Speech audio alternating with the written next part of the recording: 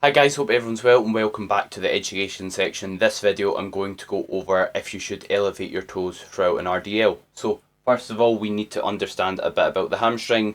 So to quickly summarise, I've done a video on why you shouldn't lean or why you may want to or may not want to lean forward on a seated leg curl.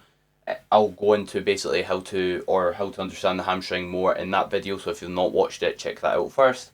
However, for a quick summary, the hamstring originates above the hip, so it crosses over the hip joint and it crosses below the knee joint.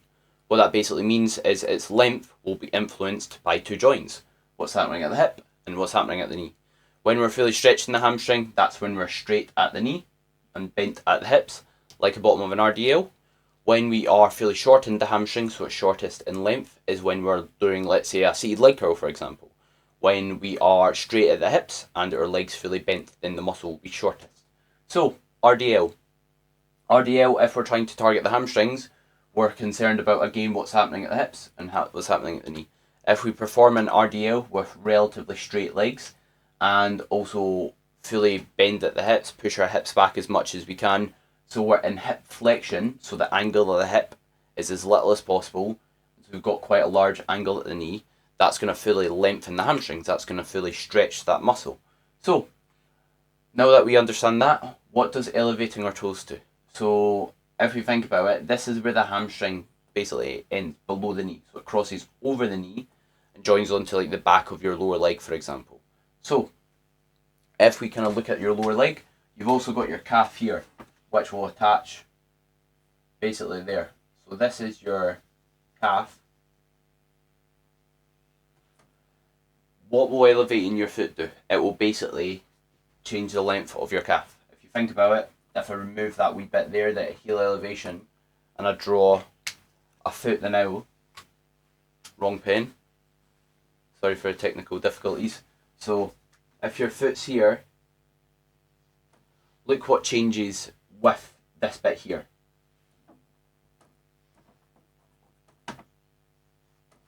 Nothing. The hamstring will basically join onto that bit there. So if you move your toes, it's not going to influence the position of your hamstring. What can potentially do is create some sort of sensation on some sort of nerve, which can make you believe you're maybe stretching the hamstring further because it can stretch your sciatic nerve. But that doesn't mean you're actually stretching your hamstring, because as you see, it doesn't change the length of the hamstring.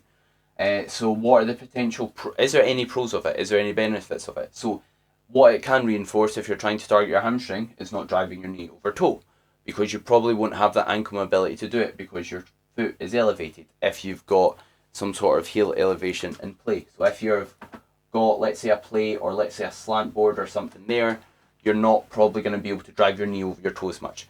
It's going to reinforce you being able to keep your weight on roughly your heels and push hips back, so it can reinforce performing it with good form.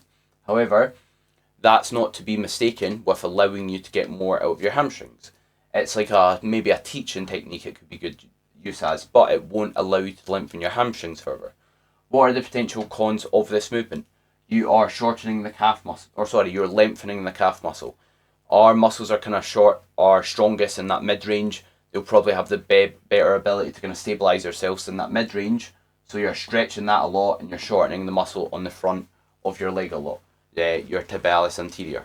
So what that basically means is you're probably not going to be as stable. It also means you've not got the ability to put as much pressure through your full foot, which means you aren't, again, as stable. What does that mean if you aren't as stable? When we are more stable, we're able to produce more force. When we're able to produce more force with the target muscle, we can expose more mechanical tension, or in other words, load on that target muscle. So, quickly to summarise, should you elevate your toes during an RDL? If you're really struggling to get the form, it could be a good teaching technique to not drive your knees forward, to push your hips back, and to help you reinforce. Thank you very much for watching the video. The full video is available for my online coaching clients in the Coached by Charlie education section. If you are interested in online coaching or where else you can find me, please feel free to have a look at the links in the description. And lastly, if you did enjoy the video, any support is greatly appreciated, so drop me a like, comment what you enjoyed about it, and lastly, subscribe for more content from myself.